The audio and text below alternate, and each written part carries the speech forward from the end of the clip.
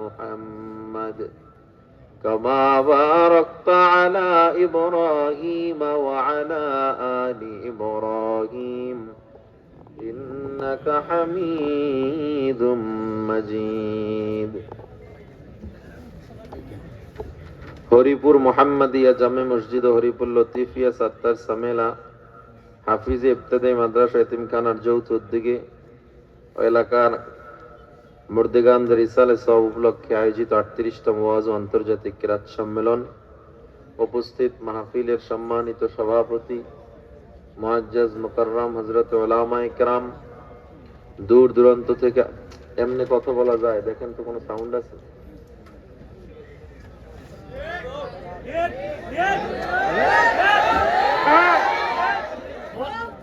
আপনারা ঠিক ঠিক করেন, আমরা চুপ থাকেন, আমি ঠিক করতে খালি আবেগ থামেন। আপনারা 1-2 মিনিটের কাজ ঠিক হয়ে যাবে। আপনারা দয়া করিয়া কেন হইল্লার করবেন না প্লিজ। মাইকের ডিস্টার্ব যেটা এটা ওনারা ঠিক করবেন। আপনারা যদি গানা চিল্লা চিৎকার করেন তাহলে তো আমি আসি তো হযরত, আমি বলতে ধন্যবাদ। আমি বলতেছি, আপনি টেনশন করেন, আমি বলতেছি, বলা লাগবে না, আমি আসি। এই গ্যাস গ্যাস করে সাউন্ডটা ক্লিয়ার না, কারি সাহেবরাও তেলাওয়াত করতে পারবে না। এই সাউন্ডও গ্যাস গ্যাস করে, এই যে এটা নষ্ট, এই যে এটা ভালো না। সব বক্সগুলো আপনি 20 ফিট সামনে দিয়ে রাখছেন, আর একটু পিছনে দিবেন না বক্সগুলা।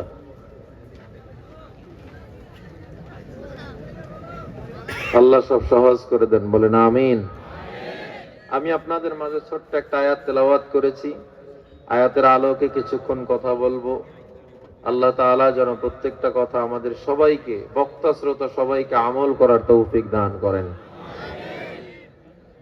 আপনারা যারা এই মজলিসে আসছেন, আল্লাহর অশেষ দয়া মেহেরবানি না থাকলে এখানে আসা সম্ভব ছিল না।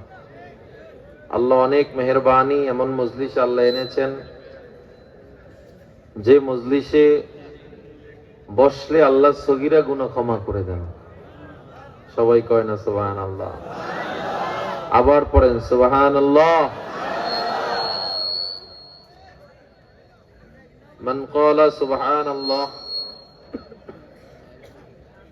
মান ক্বালা সুবহানাল্লাহ কুতিবাত লাহু 20 হাসানাত। কেউ যখন একবার সুবহানাল্লাহ বলে, আল্লাহ বান্দার আমল নামায় 20টা নেকি লিখে দেন।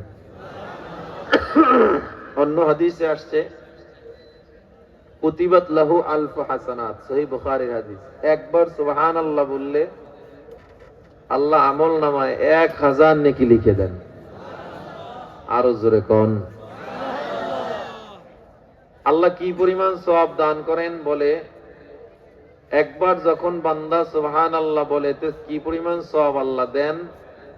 আসমান জমিনের মধ্যখানের ফাঁকা জায়গা আল্লাহ সওয়াব দিয়ে পরিপূর্ণ করে দেন। শুকরে নেয়ামত নেয়ামত আফজু কুনাদ, শুকরে নেয়ামত নেয়ামত আফজু কুনাদ, কুফরে নেয়ামত আজকাফত বীরু কুনাদ। শুকর আদায়ের অনেক দাম, সুবহানাল্লাহ আলহামদুলিল্লাহর অনেক দাম।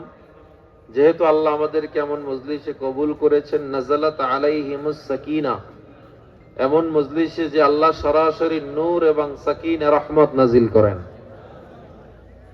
তো আমরা এমন মজলিসে আসতে পেরে খুশি না বেজার? অন্তর খুলে সবাই জোরে একবার পড়ি আলহামদুলিল্লাহ।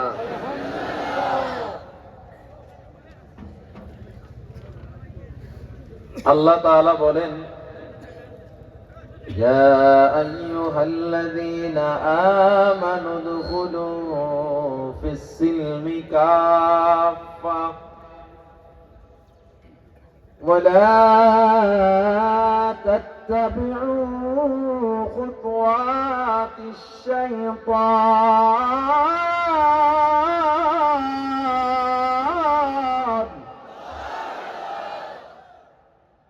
ইন্নাহু লাকুম আদুউম মুবিন।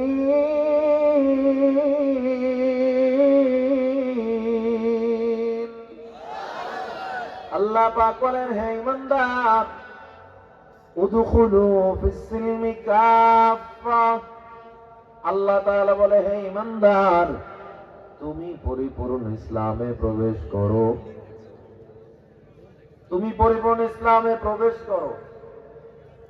হে ইমানদার, আল্লাহ কেন ইমানদারদেরকে বললেন পরিপূর্ণ ইসলামে ঢুকো?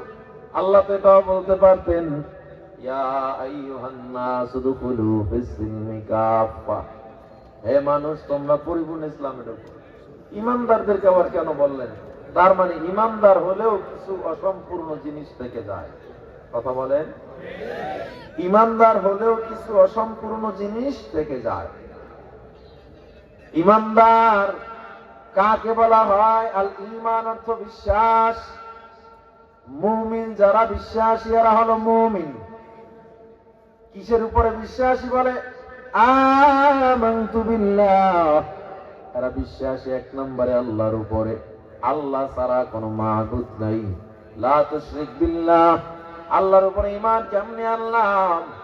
আল্লাহর সাথে কাউকে শরীক করলাম না, এটার উপরে আমরা বিশ্বাস আনলাম। ওয়া মালাইকাতিহি, ফেরেশতাদের উপর ঈমান আনলাম, ফেরেশতাদের উপর ঈমান আনলাম। ওয়া কুতুবিহি, কিতাবের উপর ঈমান আনলাম। তাওরাত, জাবুর, ইনজিল, কোরআন, আরো 108 খানা সহিফা কিতাবের উপর ঈমান আনলাম। ওয়া রুসুলিহি, নবীর উপর ঈমান আনলাম। কেমনে? বলে আল্লাহ নবী শেষ নবী, এরপরে আর কোন নবী আসবে না। আনা খাতামুন নাবিয়্যিন লা নাবিয়্যা বা'দি, আল্লাহ নবী বলেন আমি শেষ নবী, আমার পরে আর কোন নবী আসবে না। এই ডরন মরণ সরানেরি ভাই, এগুলো ওয়াজে ডিস্টার্ব করতেছে। এই বাঙালির আবেগই কমলো না, শুনিয়ে খালি ঠিক যা কই উঠি। ড্রোন ফুটেজ নেওয়া হয়ে গেছে, ড্রোন সরান। এইটা শব্দ, এটার বাতাস, এটা ওয়াজে ব্যাঘাত ঘটায়, অনুগ্রহ করে এটা সরাই নেন।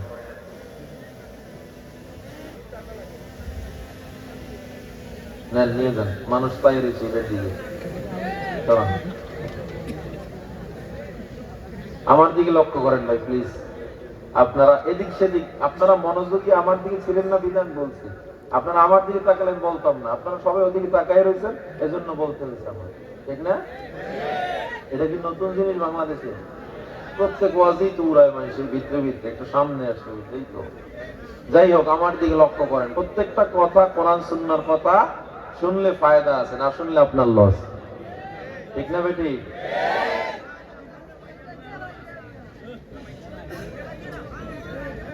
আর আপনি আমার একটা কথাও শুনলেন না অপারেটর সাহেব, এই যে একটু সাউন্ডটা ঠিক করলেন না। বলেন আমি কেমনে ওয়াজ করবো? পরের বক্তা, পরে কারি সাহেবরা আছে, কেমনি করবো বলেন আমাকে? কোনোভাবে স্টেজ সাউন্ড দিতেছেন, এখানে একটা সাউন্ড এই আইসক্রিমের মাইকের মতো আওয়াজ হয়, ফসফস করে। একটু অনুগ্রহ করে এটা সমাধান করেন। আমি ছোট মানুষদেরকে বইলে গেলাম, পরে যেন আর ঝামেলা না হয়, ঠিক না? একটু আপনি ঠিক করেন, এই বক্সটায় সাউন্ড দিতেছেন না, সামনে এনে সাউন্ড দেন।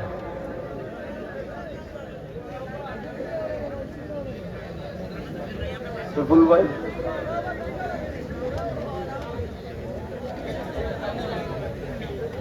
নিষেধ করার পর আবার ড্রোন নামে।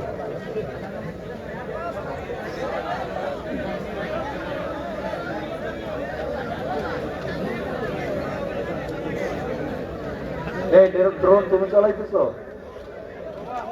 হ্যাঁ,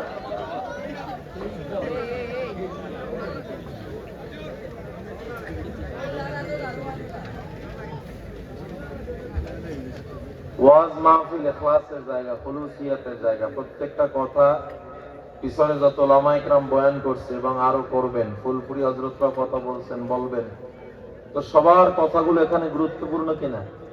সবার কথা শুনবেন। এই কথার মধ্যে যদি আপনি অমনোযোগী হন, আমরা উলামা ইকরাম যারা আলোচনা করি, আলোচনায় কোনো মনোযোগ আমাদেরও থাকে না, তো দামও হবে না এই কথা, ঠিক না?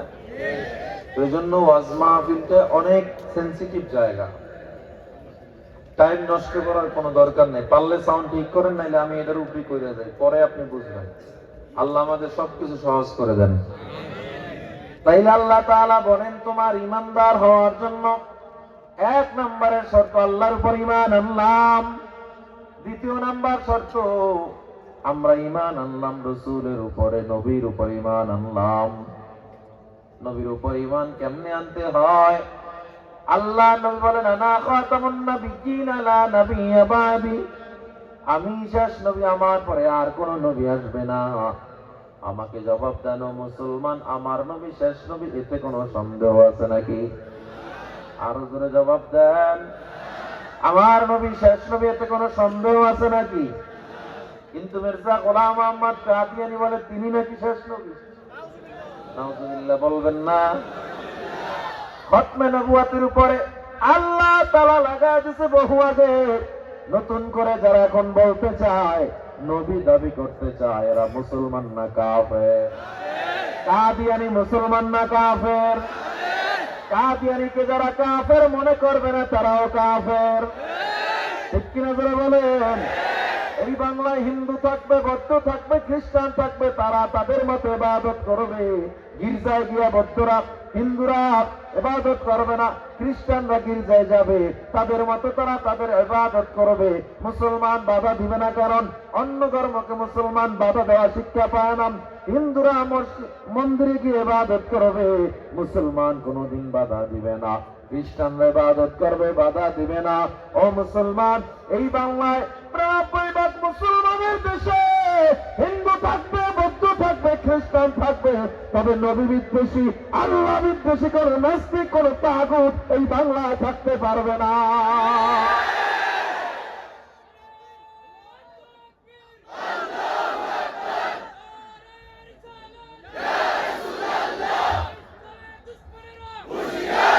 ও মুসলমান ইমানদার, ও আমার যুবক, আমরা যে যেই মাসলাকের হই, যে জয় দলের হই না কেন, আমার অন্তরে একজনের জন্য, আমার আল্লাহর জন্য, আমার নবীর জন্য মায়া আছে না নাই?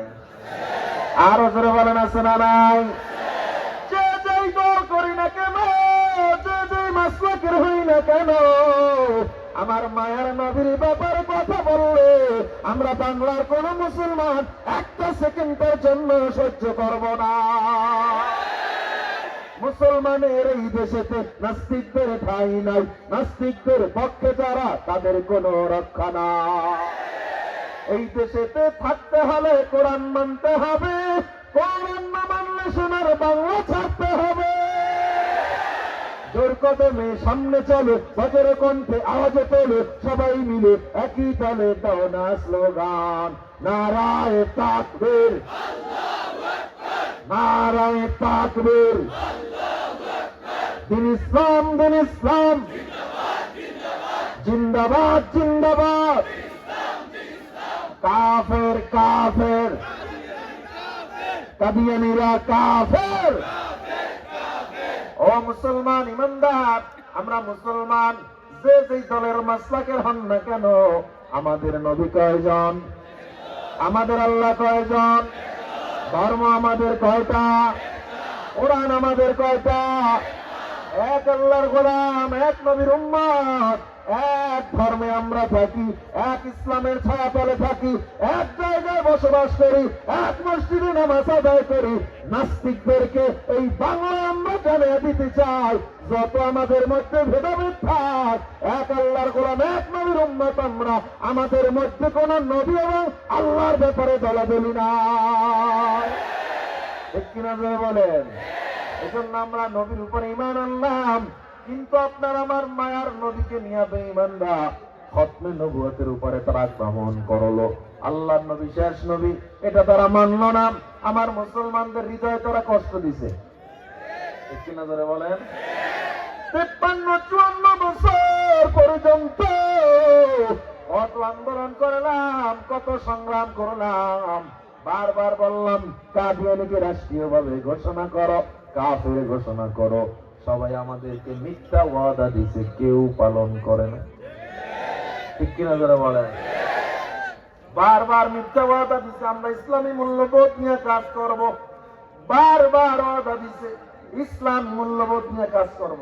কেউ আমাদের ওয়াদা পূরণ করে না। কথা বলেন ঠিক না বেটি? আজকে আমরা সিলেটের এই পবিত্র জমিন থেকে আপনার জানাই অচিরেই বাংলার জমিনে কাদিয়ানীকে রাষ্ট্রীয়ভাবে কাফের ঘোষণা চাই।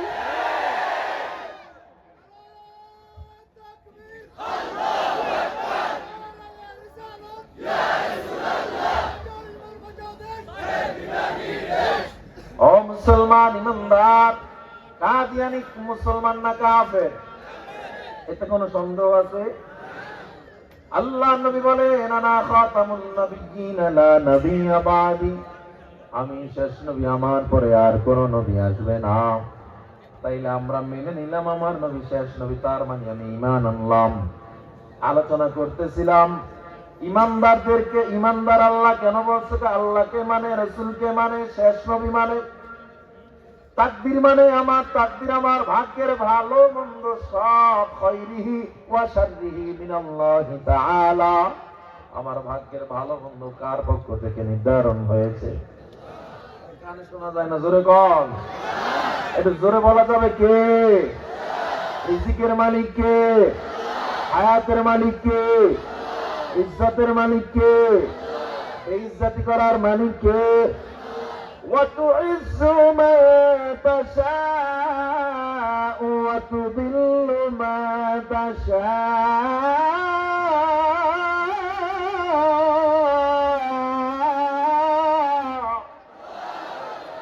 বাদশাকে ফকির বানায় কে? ফকিরকে বাদশা বানায় কে? সুতরাং আমরা গোলামি করবো কার? কোনো কিছু চাইতে যদি হয় চাইবো কার কাছে? কোন মানুষের গোলামি মানুষ করতে পারে না, কোন মানুষের গোলামি মানুষ করতে পারে না। মানুষ গোলাম হবে একজনের, এই কপালটা সিজদা দিবে একজনকে, তিনি কে? ও মুসলমান, আল্লাহ বলেন ইয়া আইয়ুহাল্লাযীনা আমানু দুখুলু ফিস-সিলমি কাফা, হে ঈমানদাররা ইসলামে ঢুকো। তাই ঈমানদার কারা? আল্লাহকে যারা বিশ্বাস করে, বুঝলেন? ইমানদার কারা? পরকাল যারা বিশ্বাস করে, তাকদীর যারা বিশ্বাস করে, আল্লাহ আবার উঠাবেন যারা বিশ্বাস করে মরার পরে। কিন্তু বিশ্বাস করে এরপরও নামাজ পড়ে না, এমন লোক আছে না নাই? এই ইমানদার, এরা কিন্তু ইমানদার কিন্তু নামাজ পড়ে না, এমন লোক আছে না নাই? এই ইমানদারের মধ্যে সুদখোর আছে না নাই? ঘুষখোর আছে না নাই? অন্যের জমি ঠকায় খাওয়ার লোক আছে না নাই? তাইলে বোঝা যায় ইমানদার হইলেও পরিপূর্ণ ইমানদার হতে হলে পরিপূর্ণ ইসলামের ঢোকা লাগবে। এজন্য বলছে ও ইমানদারেরা ইসলামে ঢোকো। কেমন ঢোকা ঢুকবো? বলে কাফা, পরিপূর্ণ ইসলামে ঢুকতে হবে, পরিপূর্ণ। নামাজ পড়ে, রোজা রাখে, হজ, যাকাত, পর্দা, দান, খায়রাত সব আলহামদুলিল্লাহ, কিন্তু একটু সমস্যা কয় কি? কয় সুদ খায়। কি খায়? সুদখোর মনে হয় আপনাদের এই বাটের এলাকায় নাই? নাই নাই? বিশাল আল্লাহওয়ালা, এর মতো আল্লাহওয়ালা কেউ হয় না। তাহাজ্জুদও পড়ে, আওয়াবিনও পড়ে, ইশরাকও পড়ে, কপালে দাগও পড়ছে, কিন্তু মেয়েটা এখনো বেপরদায় কলেজে যায়, আছে না নাই? এমন আল্লাহর ওলি আছে? আপনাদের বাটেরা আছে? বিবিরে বেপরদায় মার্কেটে পাঠায় দেয়, অথচ তিনি দাবি করে একজন নবী প্রেমিক, তিনি একজন আল্লাহ প্রেমিক। ও যুবক, ও বৃদ্ধ বাবা আমার, 40 বার যদি হজ করো আর সুদের সাথে কারবারি থাকে, হজ করে কোনো লাভ হবে না।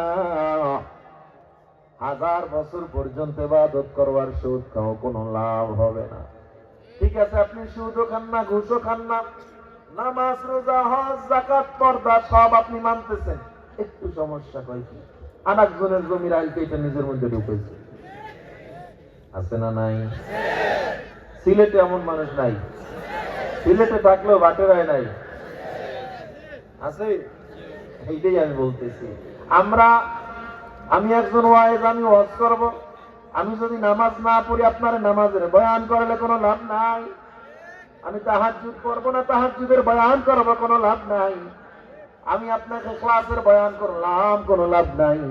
আমার মধ্যে যদি আমল না থাকে, এই সমাজে এই জন্য যারা সুদের সাথে জড়িত, এরা যত দান করুক, যত আল্লাহকে ডাকুক, সুদ থেকে বের না হলে এই বান্দার কোনো আমল আল্লাহর দরবারে পৌঁছাবে না।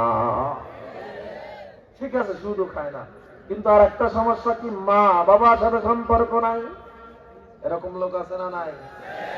ও আমার বাতিলের মুসলমান, যত তওয়াফ করো, যত হজ করো, তওয়াফ করো, সাই করো, মা বাবারে বেজার রাইখা তুমি 40 বার হজ করবা, তাহাজ্জুদ পড়বা, মা বাবা তোমার উপরে বেজার, তোমার কোন দোয়া আল্লাহর দরবারে কবুল হবে না, তোমার কোন সওয়াব আল্লাহর দরবারে পৌঁছাবে না, পৌঁছাবে না। ও আমার মুসলমান, ও আমার ইমানদার যুবক, এজন্য আল্লাহ বলে উদখুলু ফিস সিলমি কাফা, পরিপূর্ণ ইসলামে ঢুকো। পরিপূর্ণ ইসলামে কেমনে ঢুকবো বলে, নামাজি হইছো কিন্তু মা বাবার সাথে সম্পর্ক নাই, মা বাবার খেদমত করো না, এর নাম পরিপূর্ণ মুমিন না। আমার মা বাবা কত বড় সম্পদ, এই দুনিয়ায় যার মা নাই বাবা নাই, সে বুঝে মা বাবা কত বড় সম্পদ। আল্লাহ তাআলা বলেন, ওয়াকাদা রাব্বুকা আল্লা তা'বুদু ইল্লা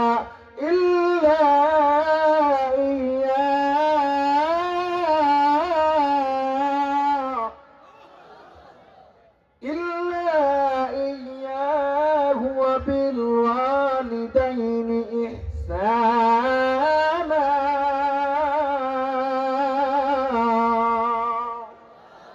আল্লাহ তাআলা বলে মা বাবার খেদমত করো, আল্লাহ নির্দেশ দিয়েছেন। আবার আল্লাহ ধমক দিয়ে বলছেন, ফালা তাকুল লাহুমা উফিন ওয়ালা তানহারহুমা, খবরদার মা বাবার সাথে এমন শব্দ বলবা না। কেমন বলে? উফ। এই শব্দটা পর্যন্ত মা বাবার সাথে বলা যাবে না। অথচ এই সমাজে এমনও মানুষ পাওয়া যায় মা বাবার গায়ে হাত তুলে আছে না নাই?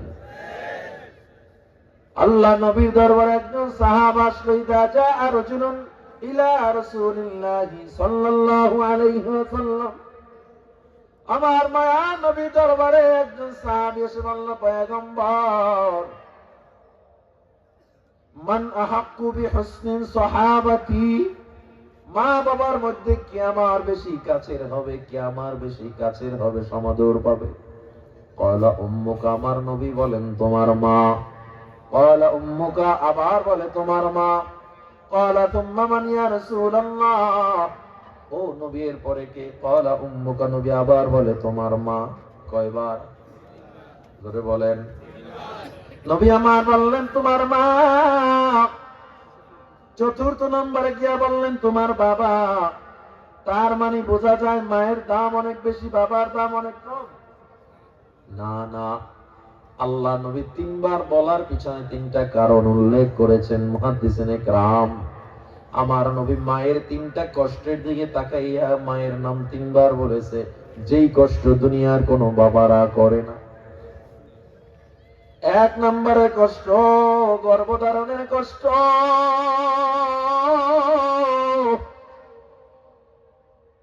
তোমাকে আমাকে পেটে রাইখা মা ঠিক মতো খাইতেও পারে না, ঘুমাইতেও পারে না।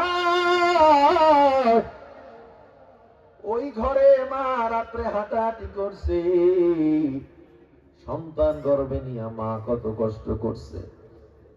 তোমাকে আমাকে ঘরের মানুষ কেউ জানে না কত মায়া করে মা তোমারে আমারে রাখছে।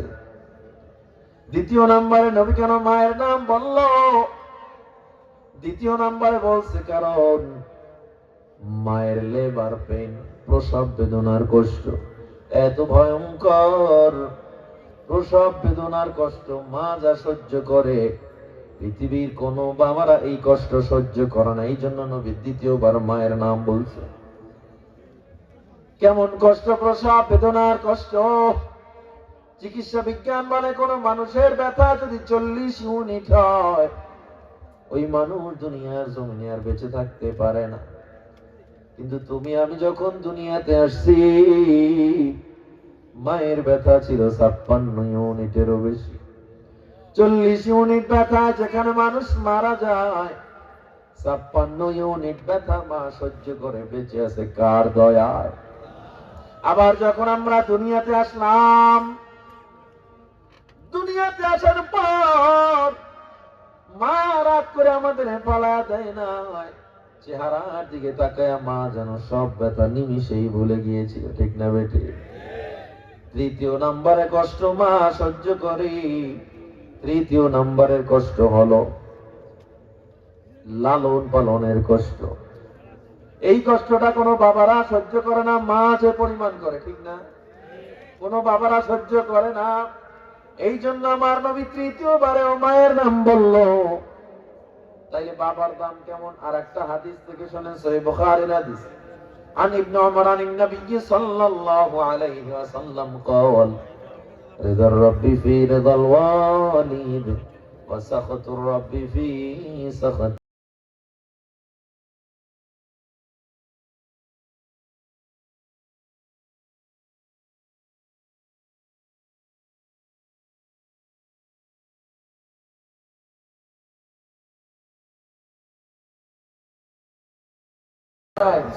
আরে জোরে কান আছে না নাই? ও আমার যুবক ভাই, মা বাবা খেদমত করো, তুমি যত বড় আল্লাহওয়ালা দাবি করো, পরিপূর্ণ ইসলামে ঢোকার জন্য মা বাবার খেদমত ছাড়া সম্ভব না। ভাই ওই বক্স দুটো একটু রিভাব দিয়ে দেন বেশি করে। হ্যাঁ, ও আমার যুবক ভাই, ও আমার বৃদ্ধ বাবা, কিসের মায়ায় তুমি পড়ালা ইসলাম মানতে তোমার এত কষ্ট? কিসে তোমার এত আটকায়া ধরলো? আল্লাহ যে বলছেন তোমরা পরিপূর্ণ ইসলামে ঢুকো, তুমি ঢুকতে পারো না। মায়ার নবীর ভালোবাসি বলো, অথচ নবীর সুন্নাত লালন পালন করো না, নবীর সুন্নাত মানো না। নবীর জন্য মায়া জীবন দিয়া দিব বলো, অথচ নবীর সুন্নাতি দাড়িটা রাখো না। নবীর জন্য জীবন দিতে চাও, সুন্নতি পোশাকটা কেন পরো না? ও আমার যুবক ভাই, উহুদের ময়দানে আল্লাহর নবীকে যখন বেঈমানরা আঘাত করলো, আমার নবীর মাথার হেলমেট ভেঙে একটা লোহার করা নবীর কপালের উপরে ঢুকে পড়লো। আল্লাহর নবীর রক্ত পড়তে পড়তে নবী আমার জমিনে পড়ে বেহুশ হয়ে গেল। আমার নবীর এমন অবস্থা দেখিয়া এক কাফের ঘোষণা দিয়ে দিল, মুসলমানের নবী নাকি আর নাই। হযরত ওমর, ওসমান, আলী, আবু বকর যুদ্ধের ময়দানে যুদ্ধ করতেছিল, যখন শুনছে আমার নবী নাই, আর সহ্য করতে পারে নাই, দৌড় দিয়া নবীর কাছে চলে আসছে। হযরত ওমর হাউমাউ করে কান্না করে, আলী কান্না করে, আবু বকর, ওসমান কান্না করে, কান্না করতেছে, কান্না করতেছে। হঠাৎ আবু বকর তাকায় দেখে নবীর কপালের মধ্যে একটা লোহার কড়া ঢুকে আছে। আবু বকর সিদ্দিক রাদিয়াল্লাহু তাআলা দাঁত দিয়া টান দিবে দিবে, হযরত ওমর ডাক দিয়া বলে, ভাই আবু বকর, খবরদার খবরদার, এই ভালো কাজটা থেকে আমার মাহরুম করবা না। আল্লাহর কসম করে বলে এই কাজটা আমাকে করতে দাও। আবু বকর কসম শুনে থমকে গেলেন। হযরত ওমর নিজের দাঁত দিয়া আল্লাহর নবীর লোহার কড়াটা যখন টান দিল, দুইটা দাঁত ভেঙে জমিনে পড়ে গেল। ওমরের দুইটা দাঁত ভেঙে গেল। আল্লাহর নবী চোখ মেলে ডাক দিয়া কয়, ওমর, তোমার কি কষ্ট হয় না? এত কষ্ট তোমার হইতেছে, মুখ থেকে রক্ত ঝরতেছে। হযরত ওমর ফারুক রাদিয়াল্লাহু তাআলা বলে, ও নবী, আমার কিসের কষ্ট? আমার কোনো কষ্ট নাই। ও মায়ার নবী আমার, আমি আপনার জন্য শহীদ হতে প্রস্তুত আছি, আমার কিসের কষ্ট? জোরে কোন সুবহানাল্লাহ। ও যুবক, আল্লাহর বান্দা, ও আমার ভাই, ও আমার যুবক, কেমন মায়া ছিল নবীর জন্য, কেমন মায়া ছিল আল্লাহ, কেমন মায়া ছিল তো আল্লাহর নবীর জন্য। আমার নবী করিম সাল্লাল্লাহু আলাইহি ওয়াসাল্লাম বলল, তোমরা যুদ্ধের ময়দানে চলে যাও। কেউ যাবে না, নবীর একা ফলাই কেউ যেতে চায় না। কেউ নবীকে একা ফলা যুদ্ধের ময়দানে যেতে চায় না, কেউ যাবে না। ও নবী আপনার একা ফলাই কেমনে যাবো?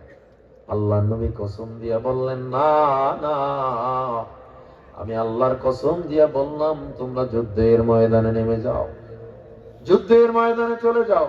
আলহামদুলিল্লাহ আমাদের প্রধান অতিথি মাওলানা হাফিজুর রহমান সিদ্দিক হাফিজুল্লাহ তাআলা উনি পৌঁছে গেছেন। সবাই বলে আলহামদুলিল্লাহ, নারায়ে তাকবীর। আজকের মাহফিলের প্রধান বক্তা মাওলানা হাফিজুর রহমান সিদ্দিক কুয়াকাটা হুজুর, উনি চলে আসবেন স্টেজে ইনশাআল্লাহ। আমরা যারা দাঁড়িয়ে আছি, এত বিশাল প্যান্ডেল, দাঁড়ায় কেন আছে আমি বুঝতেছি না। বিছানা নাই? পিছনে বিছানা আছে, আপনারা বসে পড়েন। এই দুই পাশ ব্লক করে ফেলাইছেন, দুই পাশ, অথচ পিছনে বিছানা খালি। এই মানুষগুলো বসলে মাঠ ওভার হয়ে যায়, ঠিক না? কিন্তু আপনারা বসেন না। মাজলিসের আদব হলো বসা। আমি হাত জোর করে অনুরোধ করব, সিলেটের মানুষ আপনারা ভদ্র, ইসলাম প্রিয়, দিন প্রিয়, ঠিক না? আপনারা অনুগ্রহ করে বসে পড়েন, কেউ দাঁড়ায় থাকবেন না। এতে মজলিসের সৌন্দর্য নষ্ট হয়, মজলিসের আদব রক্ষা হয় না। এই যে পাশে যারা দাঁড়ায় আছেন, কতক্ষণ দাঁড়ায় থাকবেন? হাফিজুর রহমান সিদ্দিক সাহেব বয়ান করবেন, মাওলানা হাফিজ ফখরুদ্দিন চৌধুরী ফুলতুরি হাফিজুল্লাহ উনি বয়ান করবেন, কারি সাহেবরা রয়ে গেছেন সেই তানজানিয়া থেকে, শায়েখ কারি ইদি শাবান আফ্রিকা থেকে আসছে, ওনার তেলাওয়াত শুনবেন না?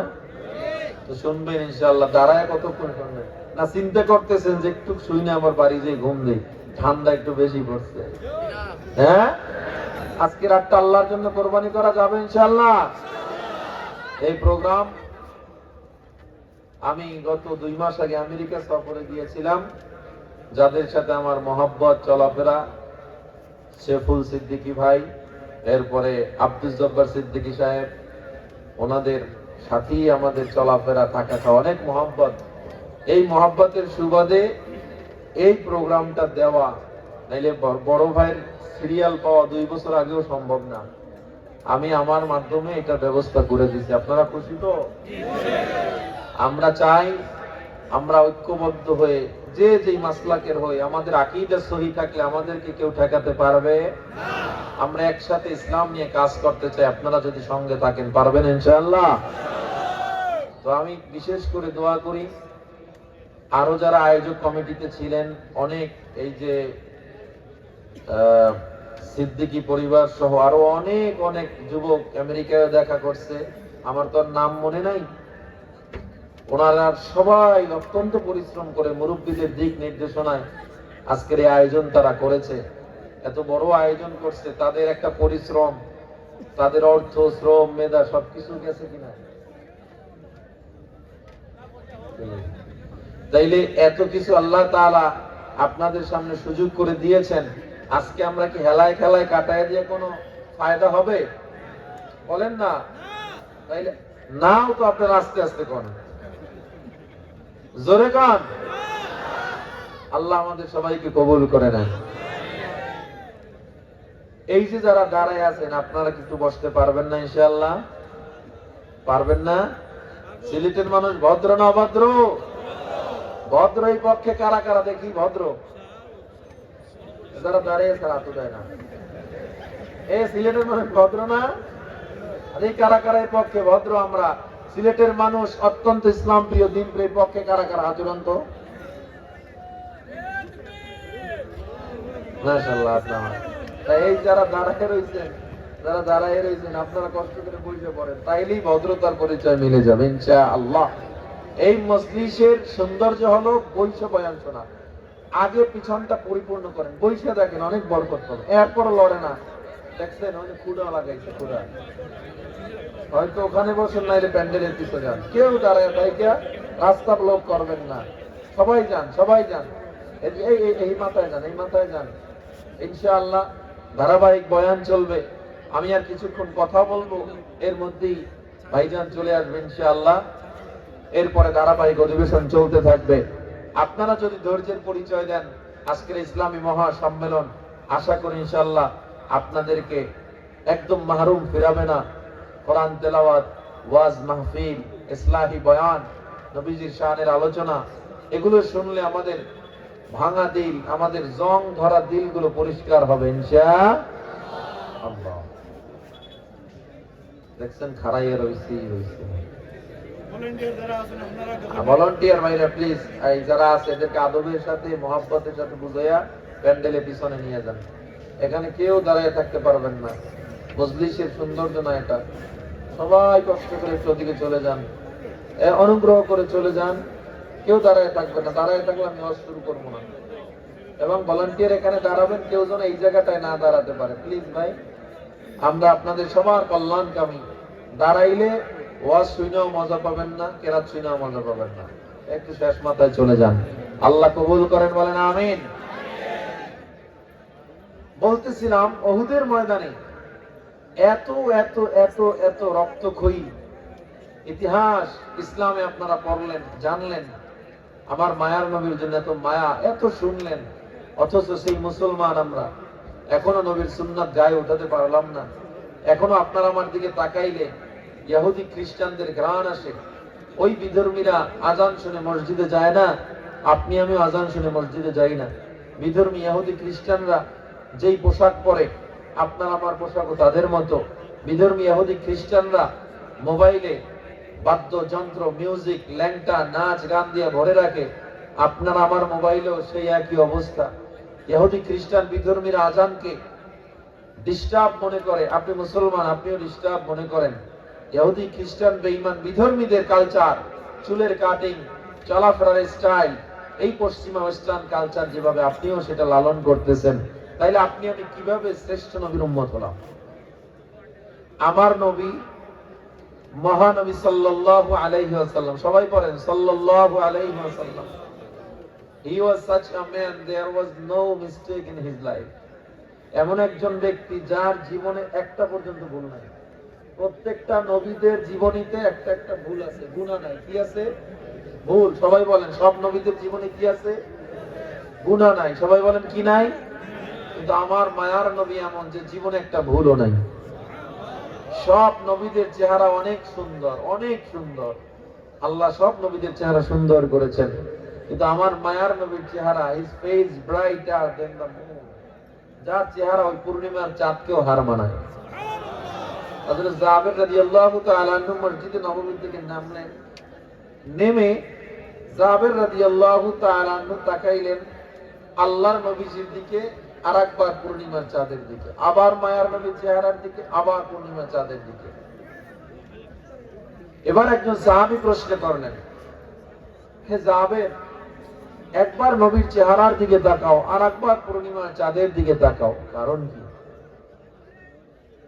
হযরত জাবের রাদিয়াল্লাহু তাআলা আনহু বলেন, আমি একবার নবীর চেহারার দিকে তাকাই, আর একবার পূর্ণিমার চাঁদের দিকে তাকাই, কারণ আমি একসাথে দুইটা চাঁদ দেখতেছি, একটা আসমানের চাঁদ আর একটা জমিনের চাঁদ।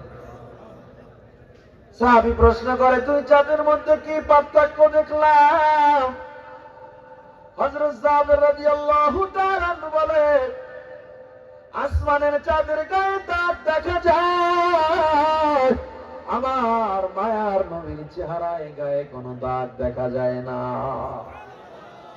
শুধু ওজুদাস রহমাতাল লিল আলামিন, মসজিদে ও শুধু হামারো এ জমিন। সব নবীদের চেহারা সুন্দর, আমার নবীর চেহারা আলাদা। সব নবীদের ব্যবহার অমায়িক, ব্যবহার বড় ভিআইপি, আর আমার নবীর ব্যবহার, his behavior was extraordinary। এমন অদ্বিতীয় ব্যবহার আর কোন ব্যক্তি, কোন মানুষের পৃথিবীতে আসেও নাই, আসবেও না। এমন ব্যবহার।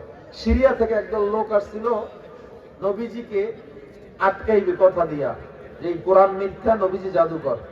এরা আইসা নবীর সামনে যখন বসছে, তো গ্রন্থ বের করে কথা বলার আগে নবীর কাছে হাল পরিচয় জিজ্ঞেস করলেন, কেমন আছেন টাছেন।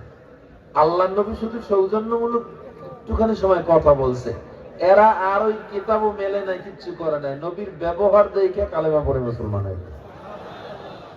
এটা আমার নবী, এই আমার নবীর চরিত্র। এজ এ ফাদার, বাবা হিসাবে, এজ এ টিচার, শিক্ষক হিসাবে, এজ এ কমান্ডার, সেনাপতি হিসাবে, এজ এ স্টেট লিডার, রাষ্ট্রনেতা হিসাবে, এজ এ হাজবেন্ড, স্বামী হিসাবে, হি ইজ 100 আউট অফ 100। যিনি 100-তে 100 ছিল, সব দিক থেকে পারফেক্ট আমার নবী। আমার নবী রাষ্ট্রনেতা ছিলেন না? ছিলেন না? আপনারা কথা বলেন না কেন, ছিলেন কিনা? মদিনা সনদ দিয়ে তিনি রাষ্ট্র চালাইছেন। হযরত ওমর ফারুক রাদিয়াল্লাহু তাআলা আনহু অর্ধ পৃথিবী শাসন করেছেন, অর্ধ পৃথিবী। ওমর ফারুক বলেছেন, ফুরাত নদীর তীরে একটা কুকুরও যদি না খেয়ে মারা যায়, আমি ওমরকে আল্লাহর দরবারে জবাব দিতে হবে। যার শাসনামলে একটা কুকুরও না খেয়ে মারা যায় না। আমাদের মুসলমানের ইতিহাস তো স্বর্ণালী ইতিহাস। স্পেন মুসলমান 950 বছর শাসন করলো। উসমানী খেলাফত, আব্বাসী খেলাফত, বাদশাহ সুলাইমান, জুলকারনাইন, এদের ইতিহাস পড়ে দেখেন। মুহাম্মদ বিন কাসিমের ইতিহাস পড়েন। সুলতান মাহমুদ গজনবী রহমাতুল্লাহ আলাইহির ইতিহাস পড়ে দেখেন। ইতিহাস কত সুন্দর ছিল, স্বর্ণালী ছিল। যাদের স্বর্ণালী শাসন আমলের কারণে, যাদের ওই পরিমাণ স্বর্ণালী ইনসাফ ভিত্তিক রাষ্ট্র পরিচালনার কারণে আজও পর্যন্ত কোরআন, আজও পর্যন্ত ইসলাম যে পরিমাণে সমুন্নত রয়েছে, ইহুদি খ্রিস্টানরাও এক বাক্যে মেনে নেয় মুসলমানদের শাসনের চেয়ে, কোরআন এবং ইসলামের শাসনের চেয়ে সুন্দর কোন শাসন ব্যবস্থা আর হতে পারে না। সব দিক থেকে মুসলমান পারফেক্ট, সব দিক থেকে মুসলমান ভিআইপি। এই কোরআনের কারণে আপনার আমার সম্মান, এটা আপনি বুঝলেন না ভাই? এই নবীজির কারণে আপনার আমার সম্মান। ঋগ্বেদ, গীতা, বাইবেল, রামায়ণ এগুলো রিসার্চ করে মুসলমানরা বিধর্মী হয় না, কিন্তু কোরআন রিসার্চ করে কোটি কোটি বেঈমান প্রতিনিয়ত মুসলমান হচ্ছে। ইউরোপ, আমেরিকা, ওই বেলজিয়াম, মেক্সিকো, কানাডা, এমন কোন রাষ্ট্র নাই প্রতিদিন বেঈমান মুসলমান হচ্ছে না।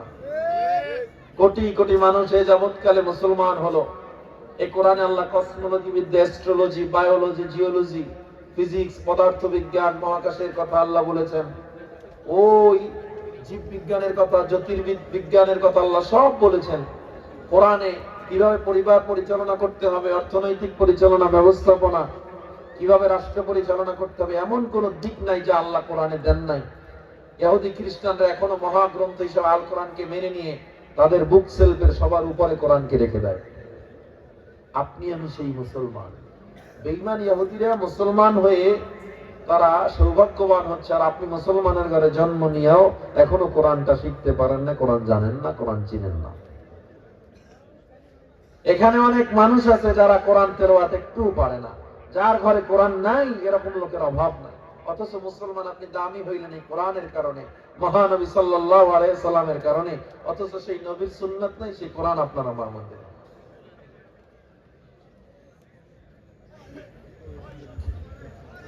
আল্লাহর নবী সাল্লাল্লাহু আলাইহি ওয়াসাল্লামের চরিত্র, জীবন আদর্শের চেয়ে উত্তম আদর্শ এই পৃথিবীতে নাই। এজন্য আল্লাহ তাআলা বলেন, লাকাদ কানা লাকুম ফি রাসূলিল্লাহি উসওয়াতুন হাসানাহ। আমি আল্লাহর নবীর জীবন আদর্শ সবচেয়ে উত্তম আদর্শ করে তোমার জন্য আমি আমার রাসূলকে পাঠাইলাম। নবীজির জীবনীতেই রয়েছে তোমার আমার জন্য উত্তম আদর্শ। কার্ল মার্কস, লেনিন, এদের আদর্শের মধ্যে উত্তম আদর্শ নাই। আব্রাহাম লিঙ্কনের আদর্শের মধ্যে উত্তম আদর্শ নাই। ইসলাম মেনে যদি কেউ চলেন, কোরআন মেনে যদি কেউ চলেন, আমি কসম দিয়া বললাম আপনার চেয়ে শ্রেষ্ঠ স্মার্ট কেউ হতে পারবে না। আমি কসম দিয়া বললাম দুনিয়া আখিরাতে আপনার চেয়ে দামি কেউ হতে পারবে না। আপনার দোকানে আপনি ইসলাম অনুযায়ী দোকান চালান, আপনার রাজনীতি ইসলাম অনুযায়ী করেন, আপনার সংসার ইসলাম অনুযায়ী চালান, নবীর সুন্নাহ মেনে আপনি ব্যবসা করেন, নবীর সুন্নাহ মেনে সংসার চালান, নবীর সুন্নাহ মেনে রাষ্ট্র চালান, প্রত্যেকটা জায়গায় আপনি সফল হবেন। আপনাকে কেউ পরাজিত করতে পারবে না। মেনে দেখেন ইনশাআল্লাহ, মেনে দেখেন। বলতেছিলাম ও ইহুদের ময়দানে আল্লাহর নবীকে যখন আঘাত করা হলো, নবী বলল সবাই ইহুদের ময়দানে চলে যাও, কেউ এখানে দাঁড়াইবা না। কেউ যেতে চায় না। আমার নবী কসম করে বলল, আমার জলদি যাও। কসম দিয়া বললাম জলদি যাও। ওই আল্লাহর হাতে আমার জান, যে আল্লাহর হাতে আমার জান, ওই আল্লাহর কসম দিয়া বললাম। বাধ্য হয়ে সবাই চলে গেল। হযরত ওমর নবীর দিকে মাথাটা ঘুরায় আর ডাক দিয়ে কয়, আমার মায়ার নবী,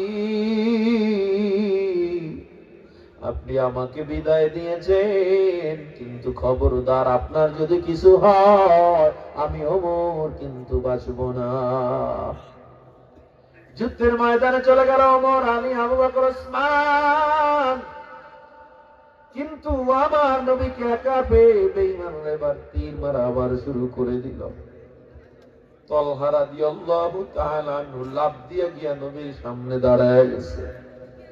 যেদিক থেকে তীর আসে তলহা সেদিকেই তার বুকটারে ঘুরায় দেয়, যেদিক থেকে তীর আসে সেদিকেই তার দেহটাকে ঘুরায় দেয়। আল্লাহ নবী ডাক দিয়া কয়, ও তলহা রে, তোমার কি কষ্ট হয় না? তলহা বলে, না নবী, আমার কষ্ট হয় না, তবে অন্য জায়গায় আমার একটা কষ্ট। বলে, কোন জায়গায়? লিআন্না লি নাফসান ওয়াহিদা, আল্লাহ কেন আমাকে একটা জীবন দিল? আর যদি আল্লাহ আমাকে 100 জীবন দিত, 100 জীবন দিয়ে আমি আপনারে রক্ষা করতাম। জোরে কোন আল্লাহু আকবার। আমার নবী মদিনার জিন্দেগিতে হঠাৎ করে হাউমাউ করে কান্না করে উঠতেন। একদিন একজন সাহাবী জিজ্ঞেস করলো, নবী কোন কারণ ছাড়া কেন কান্না করে উঠলেন? আল্লাহ নবী কান্না করে আর কয়, আমি কোন কারণ ছাড়া কান্না করি না। ও সাহাবী, আমার তলহার কথা মনে পড়ে যায়। উহুদের ময়দানে যখন বেঈমানরা আমায় তীর দিয়ে আঘাত শুরু করলো, তলহা আমার চারপাশে এসে তীরগুলো ঠেকানো শুরু করলো। তলহার গায়ে সেদিন একটা আর দুইটা না, 70টা তীর বর্ষার আঘাত লেগে গিয়েছিল। ও সাহাবী, আমি কেন কান্না করি জানো? কারণ ওই অবস্থায় একটা তীরের আঘাতে মানুষ দাঁড়াইতে পারে না। তলহা আমাকে ওই 70 তীর বর্ষার আঘাত নিয়ে আমার কাঁধে করে দাঁড়ায় গেছে। আমি জিজ্ঞাসা করলাম, তলহা কই যাও? তলহা বলে, নবী আমার, আপনাকে আমি এই উহুদের পাহাড়ের চূড়ায় নিয়ে যাব, বেঈমানরা যেন আপনাকে আর আঘাত করতে না পারে। আল্লাহু আকবার, জোরে বলেন আল্লাহু আকবার। নবী আমার যখন তলহার কাঁধে যখন নবী উঠলো, তলহা যখন কাঁধে উঠাইল, আল্লাহ নবী চোখ বেয়ে বেয়ে পানি পড়ে আর কয়, তলহা তোমার বুঝি কষ্ট হয় না? তলহা কয়, নবী আমার কষ্ট হইতো তখন যদি আপনাকে নিয়ে আমি উপরে না যাইতে পারতাম। আমি আপনাকে নিয়ে পাহাড়ের চূড়ায় যাইতেছি, আমি নিশ্চিত হতে পারবো একটু পর হয়তো আমি দুনিয়া থেকে চলে যাব। আমার গায়ে তীরের আঘাত, আমার রক্ত প্রবাহিত হচ্ছে, আমি মনে হয় বাঁচবো না। কলিজা পর্যন্ত রক্ত, কলিজার মধ্যে পর্যন্ত তীর ঢুকেছিল তলহার। ওই অবস্থায় তলহা হাঁটে আর কয়, ও নবী, আপনাকে আমি এমন জায়গায় নিয়ে যাব বেঈমান আপনার আঘাত করতে পারবে না, এর চেয়ে খুশি আর আমার জন্য কিছু হতে পারে না। ও আমার যুবক, ও আমার বৃদ্ধ বাবারা, কেমন নবীর জন্য মায়া, কেমন মায়া! আমার আল্লাহর নবী সাল্লাল্লাহু আলাইহি ওয়াসাল্লাম তলহা রাদিয়াল্লাহু তাআলা আনহুকে কোলে তুলে নিলেন। কোলে নিয়ে নবী আমার মাথা মুছায়। আল্লাহ নবী মাথা মুছানো শুরু করলেন।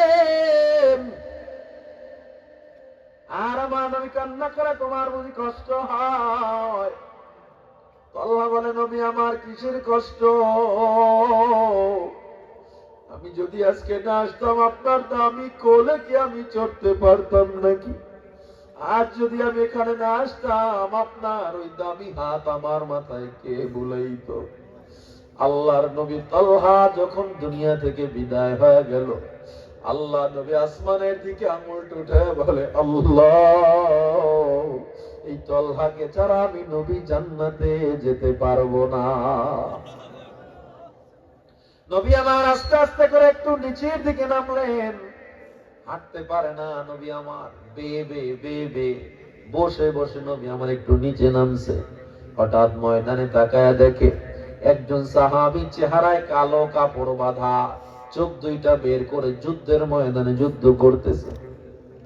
হযরত আলী রাদিয়াল্লাহু তাআলা আনহুকে নবী আমার ডাক দিলেন, ডেকে বললেন, আলী, এই পাহলোয়ান যার তরবারিতে মনে হয় আগুন লেগে গেছে, কে এমন সাহাবা যাকে আমরা চিনি না, কেমন বীর বাহাদুর বিক্রম, কে এমন সাহাবা হযরত আলী কয় নবী আমি চিনি না। ওই সেই সাহাবা, কোন সাহাবা আপনারা জানেন?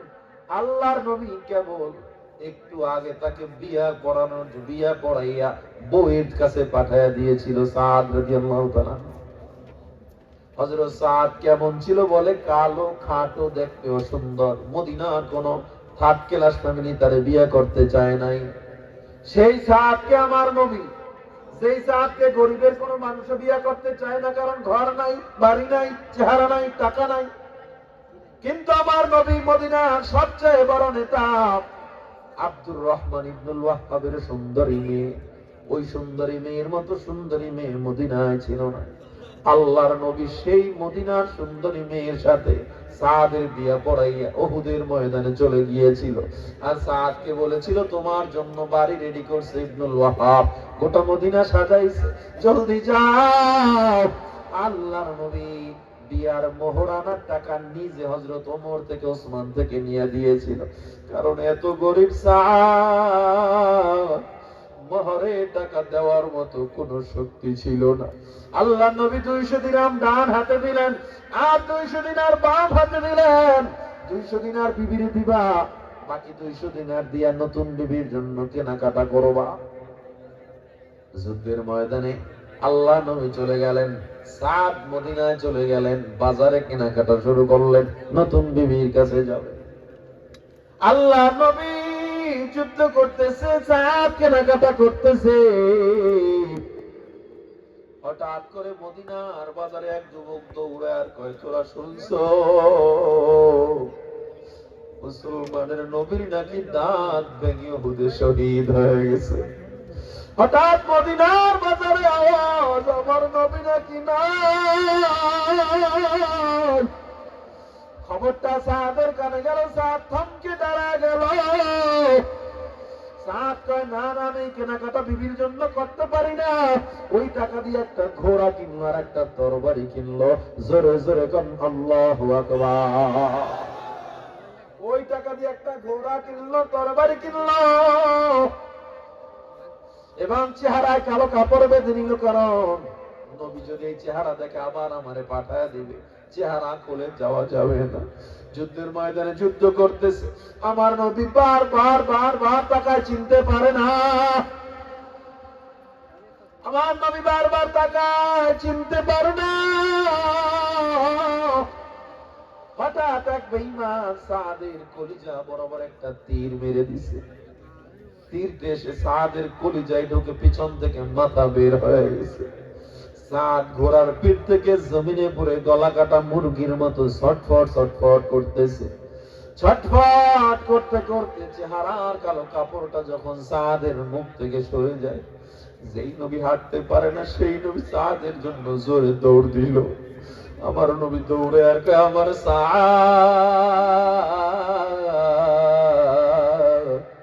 দেখ আমার সাদ। আল্লাহ নবী দৌড়াইতে দৌড়াইতে সাদকে কোলে নেয়। আর আমার নবী ডাক দিয়া কয় তোরে নতুন বিবির কাছে পাঠাইছি, আর তুই এখানে আসছো, দেখ আজ কত বড় বিপদ। সাদ কয় নবী কোনো বিপদ না, আমি আল্লাহর জন্য নবীর জন্য জীবন দিতে পারতেছি, এটা আমার কাছে সৌভাগ্য। আল্লাহর নবী সাদের দিকে তাকায়া কান্না করতে করতে হঠাৎ হাসি দিয়ে দিলেন। আবু লুবাবা রাদিয়াল্লাহু তাআলা ডাক দিয়া বলে পয়গম্বর, আপনি ওর চেহারার দিকে তাকায়া কান্নার মধ্যে হেসে দিলেন কেন? আল্লাহর নবী বলেন হানুতুম মিন হানুতিল জান্নাহ ওয়া কাফানুম মিন কাফানিল জান্নাহ। আমি কেন হেসে দিয়েছি জানো?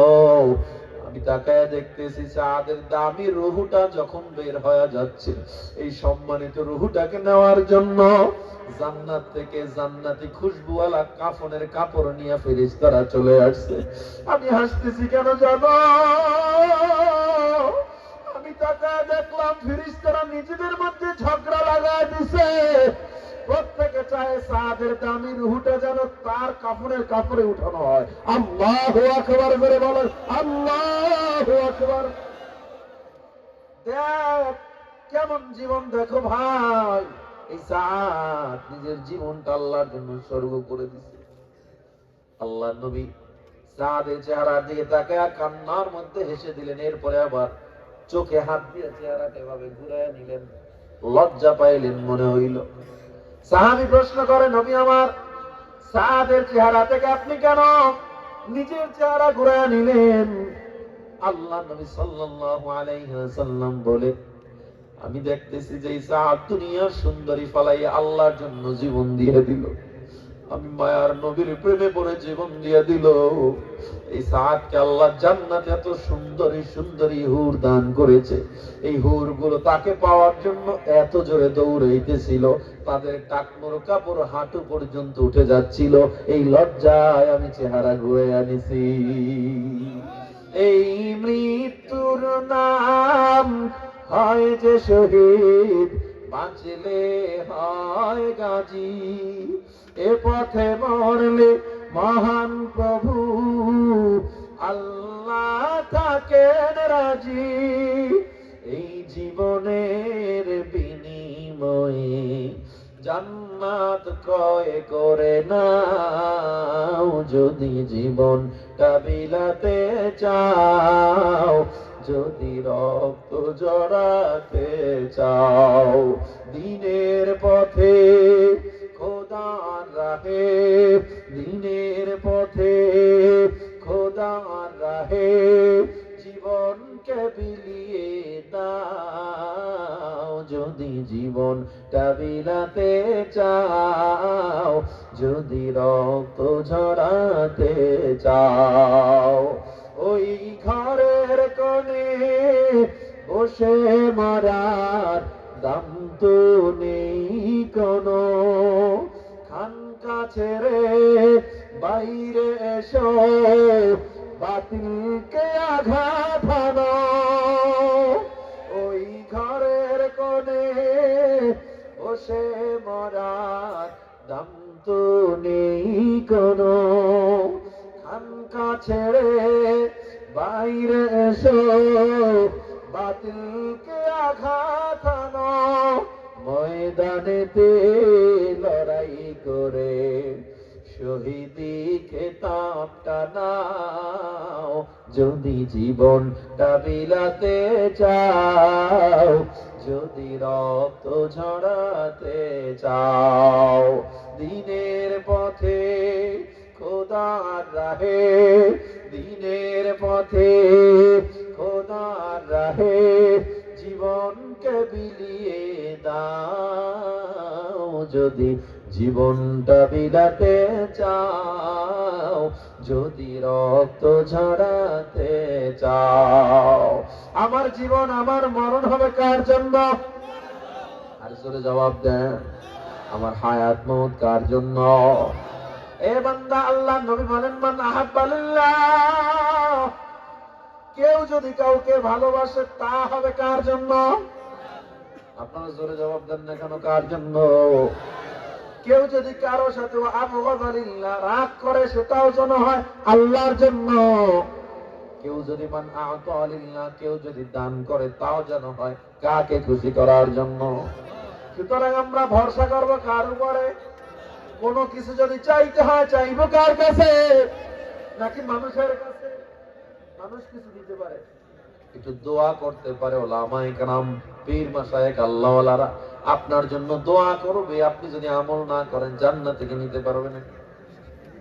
কথা বলে না, জান্নাতে নিতে পারবে না। ও যুবক, নিজের আমল নিজের করতে হবে। ওই কবরে গিয়ে কোনো দলের পরিচয় চলবে না, নেতার পরিচয় চলবে না, পীরের পরিচয় চলবে না, আলেমের পরিচয় চলবে না। আল্লাহ কয়, মান আমিলা সালিহা, যারা নেক আমল করবে আল্লাহ প্রত্যেককে জান্নাত দিবে। এখানে আল্লাহ বলেন নাই যারা আলেম হবে, যারা ওলামা হবে, যারা ইমাম হবে, যারা বক্তা হবে, যারা মাদ্রাসার শিক্ষক হবে, যারা পীর হবে। এটা বলছে আল্লাহ, এটা বলছে আল্লাহ, বলছে যারা নেক আমল করবে। ও মুসলমান, এই জন্য বহু আলেমও জাহান্নামে চলে যাবে, বহু সাধারণ রিকশাওয়ালারাও জান্নাতে চলে যাবে। পার্থক্য কি?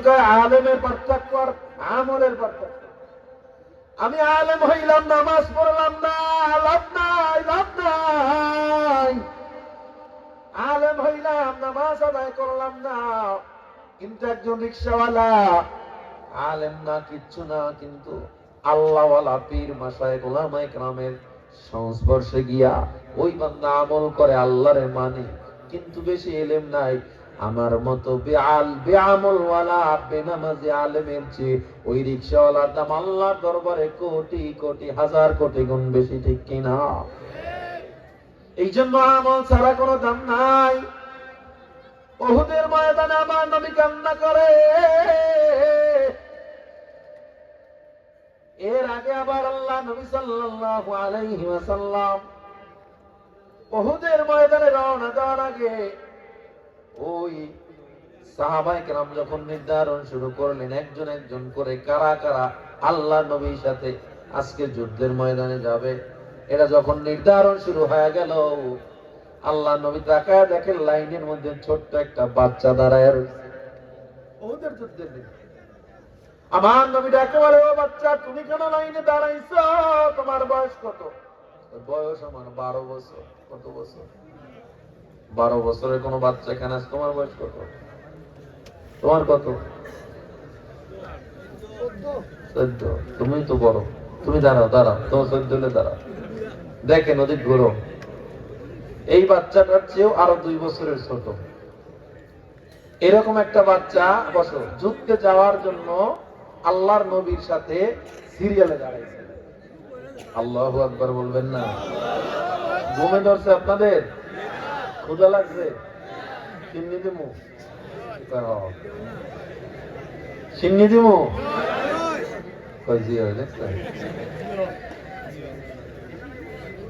সিন্নি খাইতে আইছেন না ওয়াজ শুনতে আইছেন? আমরা মুসলমান খাবারের পাগল না, ঠিক কিনা? আমরা কার পাগল? আমরা আল্লাহর পাগল, আল্লাহ রাসূলের পাগল। খাবার আমাদের দরকার নাই, এরপরও যদি খাওন পাই ওটা বোনাস, দরকার নেই ওটা নিয়ে টেনশন করা, ঠিক না? আপনারা যে জবাব দেন নাই, খাওয়ানোর কথা কইলাম পর জোরে জবাব দিলেন।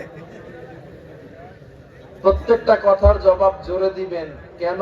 কারণ আজকে আসছেন এই ময়দানে নিজের রুহুকে পরিষ্কার করার জন্য। জঙ্গলা রুহটাকে পরিষ্কার করতে হবে। যদি একদম ঘুম মেরে বইয়া থাকেন, আপনার অন্তরে মোটেও নাড়া পড়বে না। ঠিক আছে, সবাই জবাব দিবেন। একটা 12 বছরের বাচ্চা যখন লাইনে দাঁড়ায় গেল, আল্লাহ নবী অবাক। নবী আমার বলে, কেন লাইনে দাঁড়াইছো? কয় যুদ্ধে যাব, শহীদ হব। হযরত আলী কয়, ও নবী, এই বাচ্চাটা 10 বছর বয়সের সময় একবার লাইনে দাঁড়াইছিল, আপনি তারে বাড়ি পাঠাইয়া দিয়েছিলেন, সে আজকে উহুদের যুদ্ধের দিন আবার দাঁড়াইছে। ও নবী দেখেন চোখ বেয়ে বেয়ে পানি পড়তেছে। আল্লাহ নবী ডেকে বলে, ও বাবা, তোমার নাম কি? ছোট্ট বাচ্চা বলে, আমার নাম হলো রাফি ইবনে হাদিস। আল্লাহ নবী বলে, তোমার মা বেঁচে আছে? বলে, হ্যাঁ, আমার মা বেঁচে আছে, আমার বাবা নাই। আল্লাহ নবী বলে, মায়ের থেকে অনুমতি নিয়েছে? বলে, হ্যাঁ, মায়ের থেকে বিদায় নিয়ে আসছে। আর বলছি, ও মা, আল্লাহ যদি দেখা করায় কিয়ামতের ময়দানে দেখা হবে, আর দেখা হবে না। আজ আমি উহুদের যুদ্ধে যাব শহীদ হওয়ার জন্য। একটু জোরে জোরে বলা যাবে কি আল্লাহু আকবার? আল্লাহ নবী সাল্লাল্লাহু আলাইহি ওয়াসাল্লাম ওর চোখের পানি থেকে আর ধৈর্য ধরতে পারলেন না। নবী উহুদের সৈনিক হিসেবে তাকেও নির্ধারণ করে ফেললেন। সব সাহাবায়ে কেরাম অবাক। এত ছোট বাচ্চা, তরবারি তার শরীরের চেয়ে আরো বড়। তরবারি কেমনে ঢাল উঠাবে? এত ভারী ঢাল কেমনে তীর ধনুক চালাবে? কেমনে বল্লম চালাবে? এর দ্বারা তো সম্ভব না। কেন আমার নবী নিল, কিন্তু কেউ কথা বলে না? নবীর সিদ্ধান্ত ভুল হতে পারে না? না, ভুল হতে পারে না। সবাই রওনা দিল। রাফি ইবনে খাদিজ রওনা দিল। উহুদের দক্ষিণ প্রান্তে মুসলমান যখন তাবু গাড়ছে, প্রত্যেক যুদ্ধের নিয়ম, ওই দলের সর্বশ্রেষ্ঠ পাহলওয়ান এই দলের সর্বশ্রেষ্ঠ পাহলওয়ান যুদ্ধ শুরু করবে। মুসলমানের মধ্যে আমার নবী যখন একজনকে পাঠাবে, 4-5 জন 10 জন দাঁড়ায় যাইতো, নবী আমি আগে যাব। এজন্য নবী একটা প্রতিযোগিতা সিস্টেম করছেন, যে আগে বলবো আমি যাব, আমি তাকেই পাঠাবো। সব সময় হযরত ওমর, আলী, আবু বকর, ওসমান, আমির হামজা, তলহা এদের সাথে কেউ পারতো না। আজ আমার নবী যখন বললেন কে উহুদের ময়দানে নামবা, সবার আগে ছোট বাচ্চারা লাফ দিয়ে দাঁড়ায় গেছে। আর ডাক দিয়া কয়, নবী সবার আগে আমি যুদ্ধের ময়দানে যাব। আমার নবী চোখের পানি ছেড়ে কয়, ওমর দেখো দেখো, ইমানদার হওয়ার জন্য বয়স লাগে না। ওমর তোমার মতো ইমানদারকে আমার ছোট রাফি হারায়া দিল, তোমার আগে দাঁড়ায়া গেল। আল্লাহর নবী কয়, রাফি যাও, যুদ্ধের ময়দানে যাও। রাফি ইবনে খাদিজ তরবারি নিয়ে যখন দৌড় দিল, মনে হয় যেন একটা পাখি উড়ে যাচ্ছে। রাফি ইবনে খাদিজ যখন তরবারি চালানো শুরু করলো, মনে হয় যেন তরবারিতে আগুন লেগে গেছে। আল্লাহু আকবার, আল্লাহু আকবার। রাফি ইবনে খাদিজ যুদ্ধ করতেছে, নবী আমার কান্না করতেছে, যুদ্ধ করতেছে, মনে হয় যেন একাই গোটা উহুদের ময়দান দখল করে ফেলেছে। ছোট্ট একটা বাচ্চা হঠাৎ করে উহুদের পূর্ব প্রান্ত থেকে এক বেঈমান রাফির কলিজার মধ্যে তীর মেরে দিছে। কচি হাড্ডি ভেদ করে কলিজার মধ্যে তীরের ফলাটা গিয়ে আটকে পড়ছে। আল্লাহর নবী এবার দৌড়ে গিয়ে রাফিকে কোলে তুলে নেয়।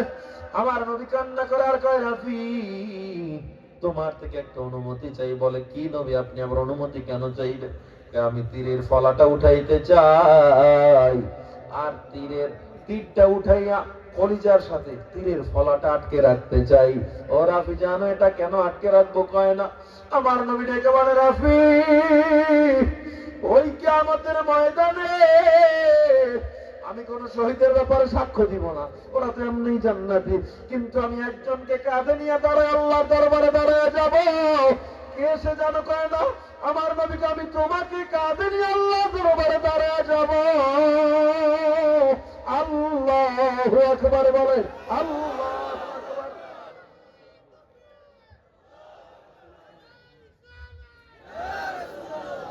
ও মুসলমান, ইমানদার, আল্লাহর গোলাম, আমার নবী বলে, আমি তোমাদেরকে নিয়ে কাঁধে নিয়ে আমি তোমাকে কাঁধে নিয়ে দাঁড়ায় যাব। ওই কিয়ামতের ময়দানে আমি বলবো, আল্লাহ এই রাফির কলিজার মধ্যে তীর আটকে গেছে, এই কলিজার মধ্যে তীর আমি উঠাইছি, আমি নিজে রাফির কলিজায় ফলাটা আটকে রেখেছি। ও নবী আমি নিজে সাক্ষী। ও নবী সবার আগে রাফিকে জান্নাত দিয়ে দেন।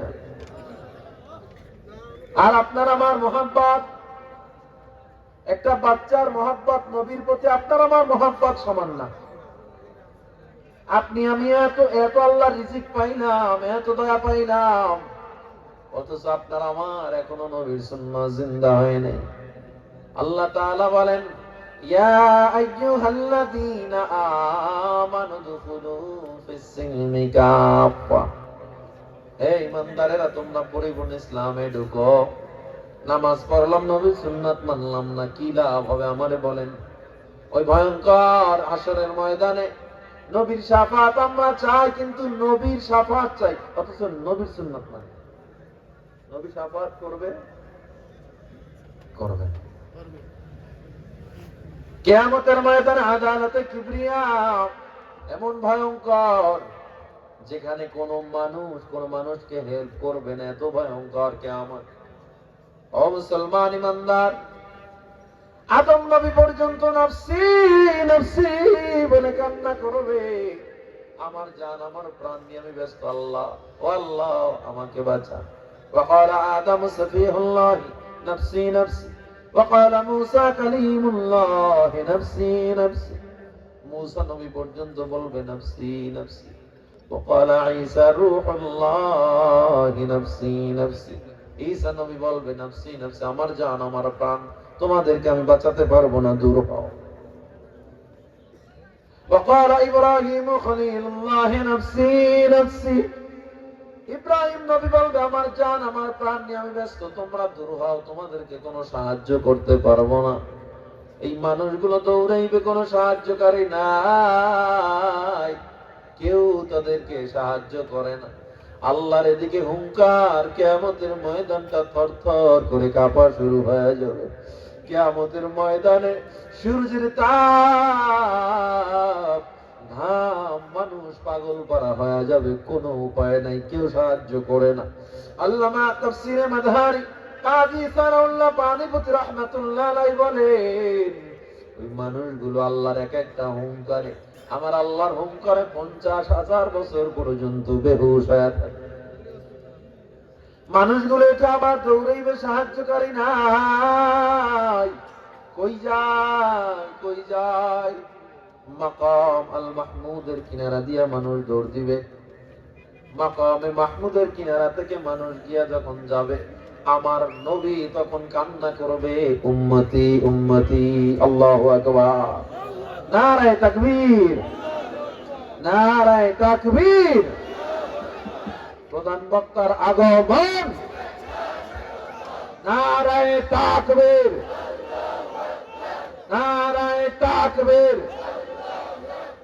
সিদ্দিকী সাহেব, নারায়ে তাকবীর, নারায়ে রিসালাত, আহলান সাহলান, হে অতিথি হে মহান, পাটায়াবাসীর পক্ষ থেকে, হরিপুর গ্রামবাসীর পক্ষ থেকে প্রধান বক্তার আগমন, শুভেচ্ছার স্বাগতম আমাদের পক্ষ থেকে, মাহফিল ইন্তেজামিয়া কমিটির পক্ষ থেকে। সম্মানিত উপস্থিতি, আমরা দেখতে পাচ্ছি আজকের মাহফিলের মধ্যমণি খতিব